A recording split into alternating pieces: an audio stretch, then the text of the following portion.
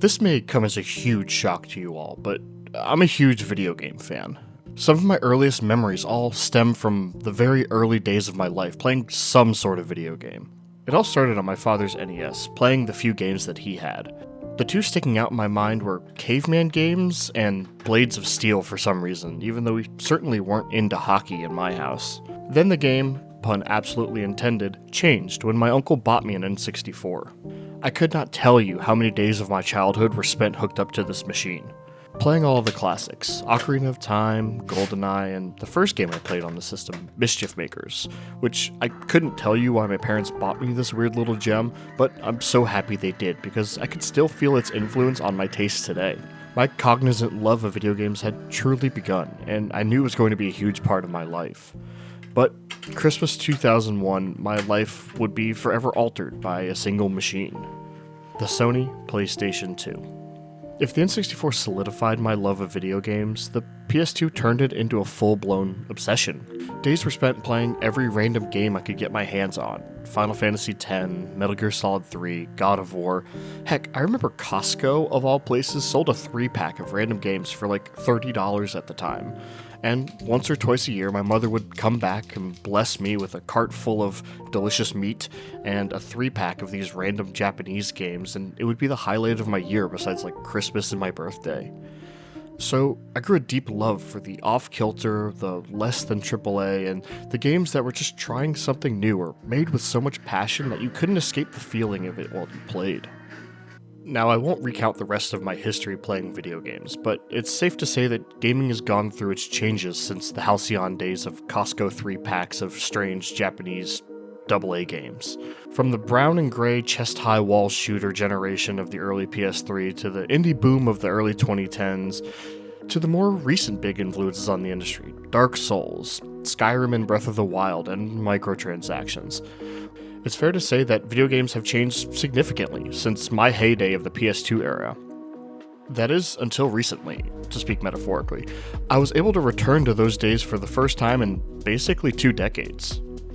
Hifirush to me is like returning home after an extended stay away. It's like bundling up in your own bed after sleeping in hotels for months. It's like pooping on your own toilet at the end of a long road trip. It's something that feels so significantly at odds with the current landscape of AAA games that it feels like it had to be done purposefully. And it's basically all I've been able to think about since I first booted it up. So, strap on your chain wallets, turn your amps to 11, and meet me at the local Hot Topic because we're getting ready to jam out to Hifirush, the anti-AAA game. So I guess the best place to begin is talking about what I consider to be a AAA game, at least in the modern video game landscape. Broadly speaking, there are 3 main genders of video game that come to mind for me. Narrative-based quote-unquote movie games, a la Naughty Dog and Don't Nod's current output, open-world exploration-based games, and live service games that are generally online competitive shooters or maybe gacha-based. Keep in mind, I'm painting with a very broad brush here, and I'm not including the indie market, but mainly the large first-party output by the biggest players of the industry. Sony, Microsoft, Ubisoft, Bethesda, etc. And don't get me wrong, there's nothing wrong with any of these genres, believe me. I think we're in a way better place as an industry than the mid to late 2000s gray chest-high wall shooter or the absolute doldrums of the early 2010s. But personally, I'm finding a lot of these games pretty stale. Okay, so in my opinion, modern AAA games are in one of those 3 genres, but what else is there? Well, another big portion is the monetization found in modern games. Battle passes, gacha, DLC, pre-order bonuses, cosmetics, and in the absolute worst case scenarios, gameplay significant content locked behind a paywall after you've already paid $60 to $70 for a product. This is a monetization scheme that unfortunately works incredibly well and has become the industry standard in a lot of ways.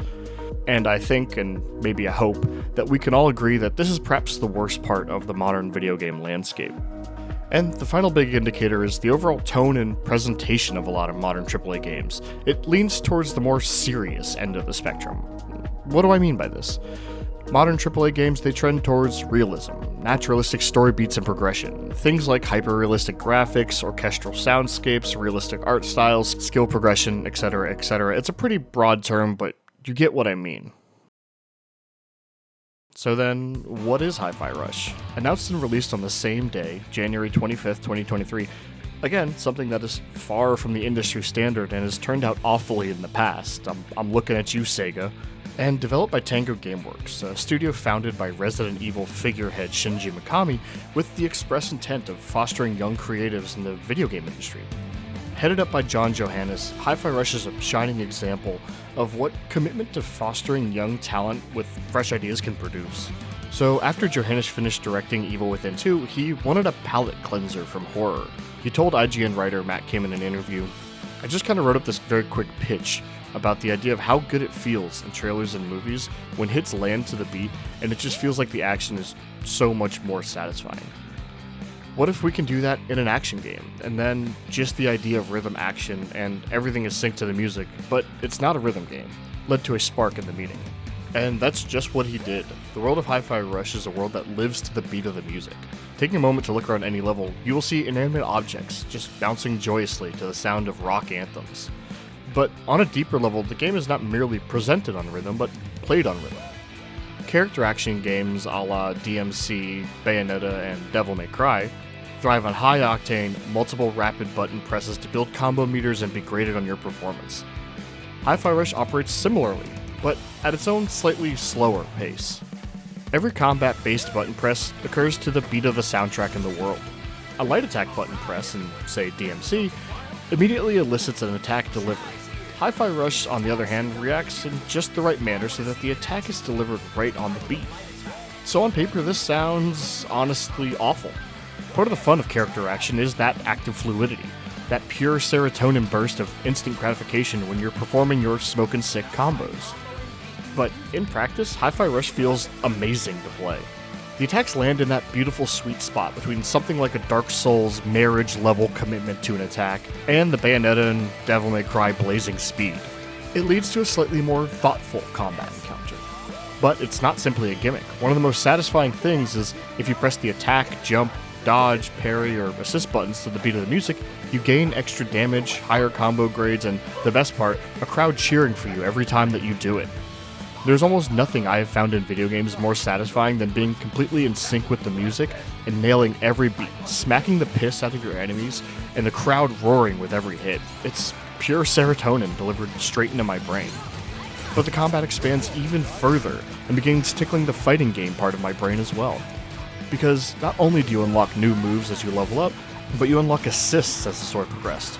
These assists can extend your combos as well as juggle, stun, knockback, and all sorts of other fun mechanics that lead to an absolutely joyous brain exercise of combo extension and button bashing that leaves the player feeling both rewarded and hyped because of the absolutely sick things they just pulled off. There's honestly nothing like it in gaming. I know I've said that like twice in this paragraph, but I genuinely feel that. Okay, I can't say too much more without getting into the actual thesis, so let's jump in there. AAA is number one. In my opinion, the very game design of a AAA game falls within some sort of combination of these so-called quote-unquote movie games, open world games, or a live service game. Some of the biggest games of the last decade have fallen into one or more of these three categories. Last of Us and Uncharted, Skyrim and Breath of the Wild, League of Legends and Fortnite. All titans of the industry that have pioneered or implemented something that is integral to the AAA industry today. And personally, I am so tired of all three. I really enjoyed The Last of Us when I played it on my PS3 in 2013, and I have no desire to select a dialogue choice from a dialogue wheel in the foreseeable future. Breath of the Wild is one of the best open world games that I've ever experienced, and Skyrim, honestly, I liked Oblivion better, but who's counting, before that filled the same niche. And I can't tell you how tired I am of wandering around a lush forest with nothing to guide me or pace me along besides a floating arrow on a minimap. And don't get me started on League of Legends and their monetization/gameplay loop. I spent 8 years in college to get a 4-year degree, and that was 80% due to a crippling League of Legends addiction. All of this is to say that hifirush stands in such opposition to these practices that it feels truly intentional to me. It feels reductive of me to say this, but please believe me when I say that I say this with the utmost love and respect that I can muster. hifirush feels like a PS2 game. The way it operates from moment to moment takes me back to the good old days of playing God Hand, Jak and Daxter, and the Futurama game. Let's take how it delivers its narrative against the movie games that Don't Nod, Quantic Dream, and Naughty Dog are putting out. In those games, you find yourself being cast as a character with some of their own wants and desires, but generally you're able to play them and influence them in a way that you see fit. Do you want to respond snarkily to an earnest question? Sure, go ahead. How about being a paragon of mischief or virtue? Your decisions during dialogue let you do that. This leads to an open-ended story that can vary from person to person. And don't get me wrong, when this is done well, this can be some of the coolest moments in video games. But I often feel like it's a ham-fisted mechanic that has little to no bearing on the actual game, and it only really offers the illusion of choice. I feel that often these multiple branching paths can lead to a lack in quality, because it's an example of spreading finite resources, writers' time, money, design, and coders creating assets, over an ever-expanding scenario. This is my boomer take, but I would rather the time, effort, and resources be directed into one singular narrative thread, one that's planned from beginning and can be brought to fruition with care and knowledge of what needs to be done. While the quality of Hifirush's narrative is kinda up to personal taste, and I'll be discussing it a little bit later, its delivery method is exactly what I want from games these days. There is no choice. I'm being taken on a narrative adventure with Chai, not as Chai. And I don't get to make decisions. I get to see the decisions that he makes, things that I would never do given the choice, and get to see how it plays out. It's being told a really fun, goofy story that someone handcrafted for me, rather than whatever story I may want to hear at the time, depending on my mood and how I roleplay. AAA Game-ism the second. What about open world games? How does Hifirush interface with them? Here's the fun part, it doesn't. Breath of the Wild is the primest example that comes to mind, and maybe that's because Tears of the Kingdom is only like a month away at the time of recording this, but I love Breath of the Wild. It's probably in my top 3 Zelda games, and that's coming from a guy with a Zelda tattoo. But for me personally, I have to be in a certain kind of mood to play a game like Breath of the Wild, Skyrim, Elden Ring, Xenoblade, etc., you know the ones I'm talking about. Their very core gameplay loop is exploration. You as the player have near absolute freedom to explore this massive world that was created for you. And that can be enticing. A Tolkien-esque sense of excitement of walking out your door and finding wherever the road takes you, not knowing what's around every corner and what secrets abound. However, again, like narratives, these open worlds often feel less crafted than their more linear counterparts. Don't get me wrong, the industry has absolutely upped its game, with titles like Breath of the Wild and Elden Ring in particular being shining examples of these massive handcrafted worlds. But the large majority for the past decade or so have been pretty, but basically empty wastelands where you wander around till you see a camp, you mark it on your map, clear it out, climb some tower, and unlock your chunk of map. Rinse, repeat. There's also the problem of navigating your player organically through the world, which in open world games is nigh on impossible without some sort of waymarker on a minimap or a less intrusive but still unnatural mechanic like the Graces from Elden Ring or the Wind from Ghost of Tsushima. This size and freedom also brings into question the challenge of a difficulty curve. If a new player is able to basically go anywhere from the start of the game is very difficult to balance for a fun challenge. The game has to level up with them as they progress, or run the risk of encountering an area that they're too level for and will complain about on a forum somewhere. While this was a much bigger issue back in the days of like the 7th generation of consoles, it's still around today.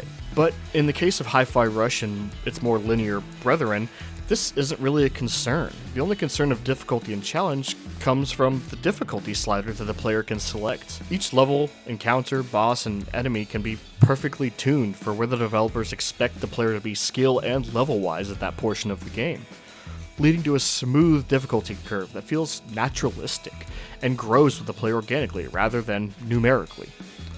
Hifirush has immaculately designed levels, which require no waypoint on a minimap to navigate through, no floating arrows, or wisps of golden magic. You are incentivized to follow the critical path because the level design pushes you in the way that you need to go. Now, that's not to say that you can't deviate from the critical path. In fact, it's encouraged. Hiding in corners, around walls, behind boxes, you'll find all sorts of fun secrets and collectibles. These collectibles are all optional, but help empowering the player up and helping them progress through the game. The biggest boon of this is how quick they are. You won't spend an hour on some tedious side quest to get a small MacGuffin level up point or item upgrade. I'm looking at you, Bethesda. But instead, it'll be a few minute detour which contains your MacGuffin level up point, some quick humor, and maybe a small vignette in a longer string of side stories that Chai can stumble upon. A couple of my personal favorites being the vindictive robot who's changed all of the coffee in the company to decaf, or the other story about the robot who takes its job placing arrows very seriously.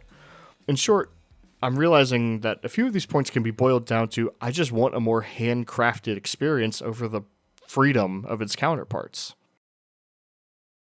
AAA-ism the third. AAA games usually have a live service model of some sort. And this is perhaps the newest addition to the list, but it feels like every single game these days is being built on some sort of live service model. It's a business model that has been highly effective for a few genres, namely multiplayer games, but for some reason it's being shoehorned into basically every single genre there is because some suit in a boardroom wants every game to be quote-unquote the next Fortnite, I imagine. It is a trend that has been hugely detrimental to the AAA landscape, and it's infecting hugely anticipated games. Dragon Age 4 Dreadwolf had been rumored to be a live service game that was then, as of 2021, reportedly being downplayed in the final game, but seemingly in leaks that released late 2022, the game was still trying to shed those live service elements. Overwatch 2 is a much worse player experience overall, while actively removing game elements so they can be stuffed into a completely unnecessary battle pass. And Marvel's Avengers was panned almost universally, and reportedly lost Square $200 million and caused the studio to be sold to Embracer Group. It's safe to say that battle passes have done more harm than good. And why would it? It doesn't fit the mold of a game in which something like that is profitable.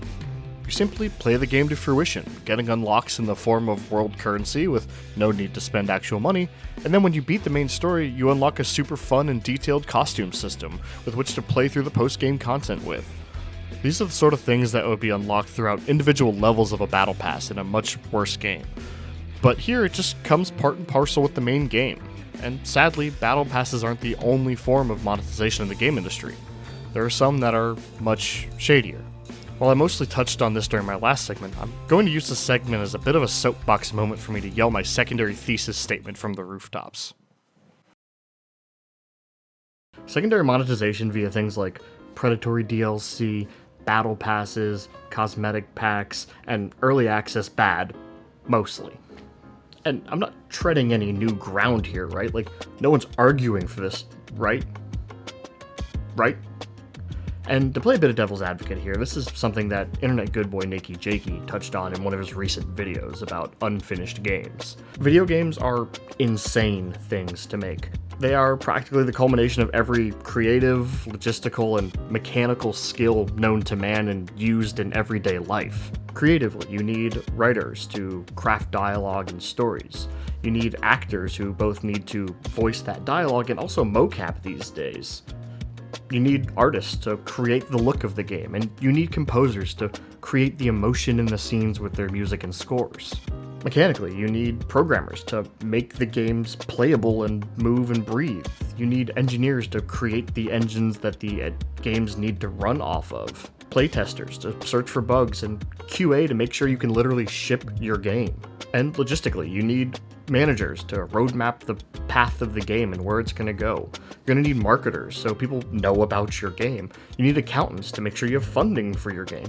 And even down to the people who work in the building where your game dev studio is based. Janitorial staff, drivers, cooks, anything that keeps your company operational goes into the budget of a game and needs to operate near seamlessly to get even a mediocre game out. That's why making a good game is so fucking hard. And not only is it hard, it's expensive. And funnily enough, games have only gotten cheaper. Let's take Final Fantasy VII, for example. Basically one of the most lavishly produced video games ever, and I found this ad from EB Games, which had it coming out next month, next January, the new hotness coming out at, bing, $49.99. Adjusted for inflation, in today's standard 2023, that's $93.54. Compare that to the releases of today, which have much larger overhead, much larger teams, and much longer production cycles. Those games come out for the most part at $60, and with the new generation, they're trending towards $69.99. I get it. There's a need to make money off of video games. That's the only reason why they really exist in today's modern corporate hellscape. I've come to terms with that, and I can reckon with it. The part that I can't reckon with is how these companies choose to make money off of the consumers. Predatory is a word you're gonna hear a lot here, but things like predatory gacha mechanics with terrible drop rates, DLC that's based off of fear of missing out tactics and hoping that your one whale will keep your game afloat for a bit longer. Not being able to partake in content for a game that I just bought at a full $60 because these companies created a battle pass or Nintendo's bastardized version of an expansion pass, whatever they put out these days, is just demeaning to me. And this is why I love hifirush so much. It released day and date on Game Pass, on Xbox, and every other PC storefront. So it's part of basically the most consumer-friendly platform in the industry. On top of that, it's only a $30 game if you're buying it at full price on Steam or GOG or anywhere else that it may be. And then on top of that, it released with one small piece of DLC, which was just a pack of cosmetics and some in-game currency. Now, I don't really like these sorts of DLC packs, but the game being so consumer-friendly with its pricing and being such a great bang for its buck value, it almost sends as if you're sending Tango Gameworks a tip. Okay. That was a lot of negativity, so I want to get back to the positivity. The final point I want to talk about with hi-fi is maybe the hardest to quantify. It's the je ne sais quoi, or maybe I should say je ne sais rock, of the game. Hi-fi is, to put it lightly, really fun. And I don't just mean in the gameplay, which I already talked about being a triumph of the ludological form. More so in the way that it handles itself and presents itself in a way that's so completely and unabashedly earnest that I often found myself being surprised when things were happening the way they were supposed to. Let me give an example. There's a big set-piece moment near the end of one of the chapters, where everything has gone wrong. Chai and the rest of the group are forced to make a quick escape by sliding down a ramp and trying to burst through a piece of glass. But in modern storytelling, in my opinion, the main cast would have made their epic escape and then slammed into the glass, and unceremoniously splat against it, rimshot sound effect, and then they slowly slide down the glass. In the next scene, after they've been captured again, they give the main character crap for having such a stupid plan. And is that what happens in hifirush? Hell no. Chai and the rest of the crew slow motion burst through the pane of the glass to a headbanging butt rock jam. It's these moments that endeared me so immediately to hifirush. Moments that aren't afraid to be earnest, vulnerable, and just plain sick. Big emotional moments aren't cut off by hammy jokes and quips like you would see in every Joss Whedon-afflicted film. You don't have huge, emotional, sweeping moments backed by grand orchestras. You have a ragtag group of lovable found family members doing what's right to a kick-ass early 2000s rock track. Hell, even Chai wants to be a rock star. Has anyone said they wanted to be a rock star in like 15 years? No. But hifirush brought me back to a time and place that I have not been in so long.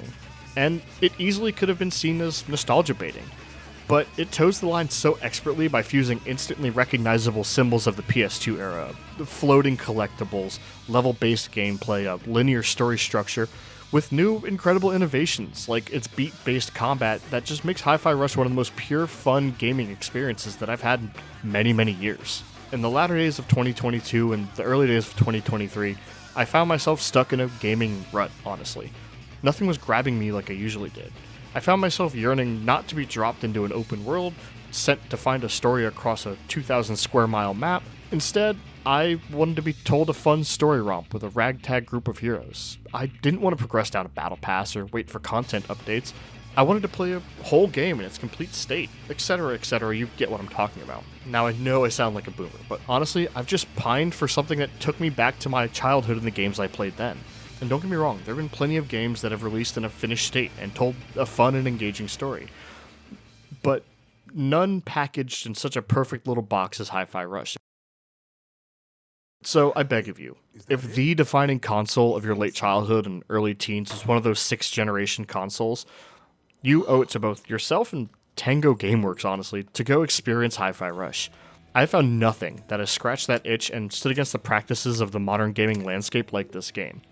Like I said, it's on Game Pass, or only $30 if you don't have Game Pass.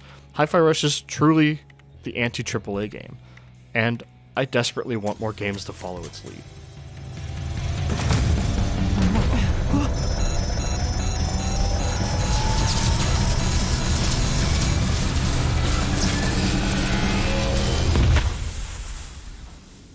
It's over. This is just a bunch of scrap metal now. Thanks for watching, everyone. Sincerely, your friend Spiral. Hey guys, Spiral here. Hope you enjoyed the video. It's my first video on a video game. Apart from anime and cartoons and manga and comics and all the other stuff, video games are basically the other media love of my life. Film too, but video games I've always been there, like I talked about in the beginning. So I'm just, really happy to make some videos about it. I finally got a computer that I can record with, which is a huge boon to me on this, and I look to be doing more. I am also going to start streaming, I believe. I'm just setting up all the stuff I need for it. I'll throw a link up on screen here and in the description below if you want to go give my channel a follow, and whenever that goes live, you'll know. And I'll be playing some games, probably some stuff that I'll be making video essays of, so you'll be watching during the recording process. Either way, thank you so much for watching. Go subscribe and whatnot if you care to. That would be neat, or like it, share it to your friends. Also, screw me. Don't worry about me. Go play Hifirush because that game's amazing. I'm going to stop yammering now. Thanks for watching, y'all. Love you. Bye.